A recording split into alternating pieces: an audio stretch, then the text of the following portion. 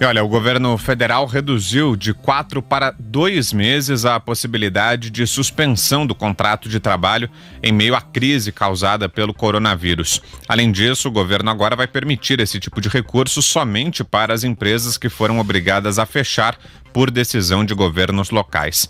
A exceção são as micro e pequenas empresas que poderão suspender os contratos mesmo em funcionamento. Durante o afastamento, os trabalhadores receberão o seguro-desemprego. A medida provisória que trata do assunto vai permitir ainda a redução de jornada e de salário, que pode ser de 25%, 35% ou 50% por até 3 meses. Insensíveis ao momento, representantes de centrais sindicais se reuniram hoje por videoconferência com o presidente do Supremo, ministro Dias Toffoli, para tecer críticas às propostas. Eles se queixam do que chamam de insegurança jurídica provocada pelas medidas provisórias. Olha, os empresários, todos nós, né, nos baseamos nas leis vigentes do país e na situação. É um contrato social. Então, cada um desempenha a sua atividade, o seu ofício, monta a sua empresa com base na legislação e, evidentemente, na situação. Quando um ponto desses é quebrado, aí é preciso renegociar, repactuar. E é o que está acontecendo. Ninguém poderia imaginar uma situação dessa. Me dizem que o Raul Seixas, o Raulzito, que eu sou fã, teria previsto essa história, né? O dia em que a Terra parou. Não é verdade. Um gênio como o Raulzito, mesmo ele, não poderia imaginar o dia, não é o dia que a Terra parou, é o mês ou os 15 dias, ou sei lá, não existe um dado, né? Em que a Terra parou. Ninguém poderia imaginar.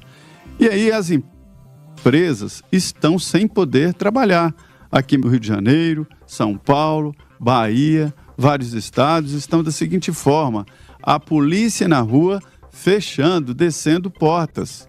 Fiquei sabendo agora há pouco que Pirinópolis, que é uma cidade histórica daqui do estado de Goiás, perto de Brasília, fechou as portas. Ela vive de turismo.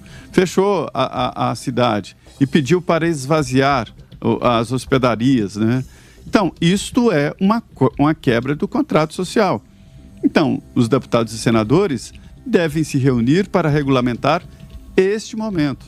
Então, está certo definir ali regras especiais de suspensão de contrato de trabalho, definição de salário durante esse tempo. Está certo, porque trata-se de um momento especial.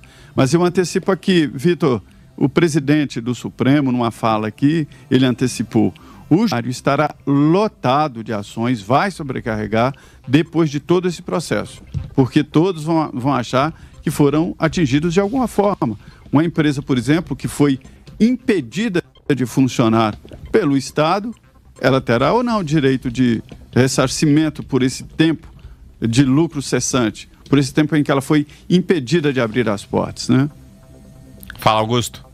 Olha, pois é essa paisagem que contribuiu para me convencer de que muito mais fácil do que você delirar com planos que permitem ajudar empresas, dar dinheiro para desempregado e tal, com uma fortuna, utilizando uma fortuna que não existe.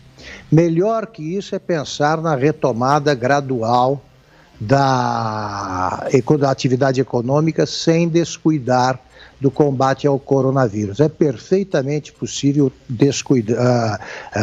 conciliar as duas guerras, né, os dois esforços de guerra mesmo, não é nenhum exagero, como vai mostrar a partir da semana que vem o governador de Santa Catarina.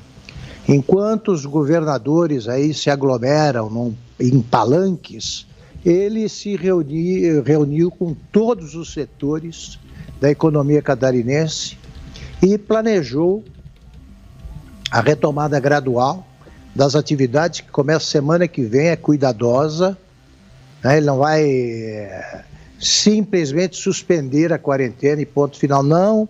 Ele vai combinar, já acertado, segundo acerto que ele fez com os industriais, comerciantes, gente que lida com todo tipo de atividade econômica. Ele vai retomar aos poucos, e isso vai impedir a quebradeira de empresas, e ele não vai precisar não vai precisar apresentar essas fantasias que nós estamos vendo. Não tem dinheiro para socorrer todas as empresas que já estão ou ficarão em dificuldades, enfrentarão dificuldades cada vez mais complicadas. Então é melhor parar de pensar no que é possível o Brasil viver uma espécie de feriadão interminável que deveria ser restrito ao grupo de risco. O resto do Brasil tem que voltar a trabalhar paulatinamente, senão o país ele acaba, ele esfarela.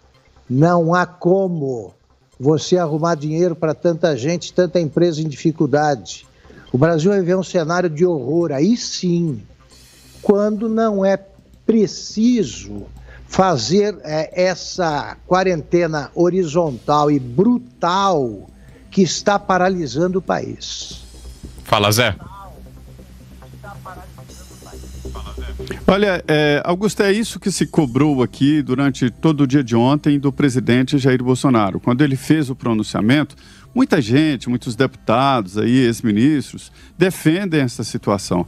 Faltou ao presidente Jair Bolsonaro apresentar claramente exatamente isto que você está falando do governador de Santa Catarina. Dizer, olha, gente, nós precisamos acabar com essa situação, porque isso vai nos levar à falência. Mas aqui está o projeto. Qual é? Dentro de tantos dias isso, libera esse setor, libera esse, vamos fazer isso e chegaremos a uma proteção aos idosos, aos que têm doença, nós vamos fazer. Faltou isso no pronunciamento do presidente Jair Bolsonaro, Augusto.